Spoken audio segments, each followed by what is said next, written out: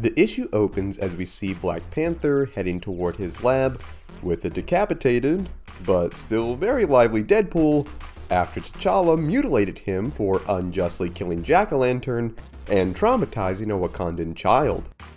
Panther restrained him to a table where he reconnected his body parts and searched the pockets of his utility belt to make sure that there was nothing that, could go boom. While tied against the ice-cold Wakandan doctor's office table, Wade asked once again for a piece of T'Challa's vibranium, where he promptly told the assassin no. Knowing that the time for diplomacy was over, Deadpool switched over to good old aggressive negotiations, where he told the king that buried deep within one of his many pockets was a pouch full of C4, which would explode if he were not released. As Panther aggressively searched this endless void of a belt, Wade apologized for cheating as the explosion then rocked the lab, burying T'Challa in a mountain of rubble. As the merc grabbed his gear, he booked it out as fast as he could, with a rather ticked African Catman in hot pursuit. Trying to use his teleporter, this piece of junk would of course malfunction, where Wade was met with a Captain Falcon-sized punch right to the face.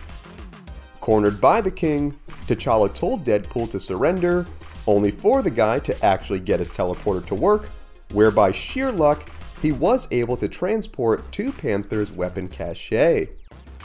Stealing one of the sick vibranium necklaces off one of the Panther suits, Wade was able to get into Shuri's AI program, which allowed him access to one of the suits, which took to his own crimson color palette, being granted the abilities of a Black Panther himself. Seeing this blasphemy with his own eyes, T'Challa fired upon Deadpool, who realized that with this suit, he was immune to the weapon, which nullified his healing factor. With a new feeling of confidence, the merc with a cat mouth then battled the Wakandan king, where he was once again quickly overpowered. As Black Panther held the man in a headlock, Deadpool once again spammed his teleporter, which released him from the dude's grasp, and by sheer plot armor, was taken to Wakanda's largest vibranium mine. Needing just an inch to save his friend's life, Wade struggled to remove it, since it's, the hardest metal on Earth. Wade then reached into his grab bag of weapons, where he pulled out the magical crowbar of the villain the Wrecker to see if this would do the trick. He then whacked the mound with the weapon, which created a massive earthquake-like frequency, which came into contact with the teleporter.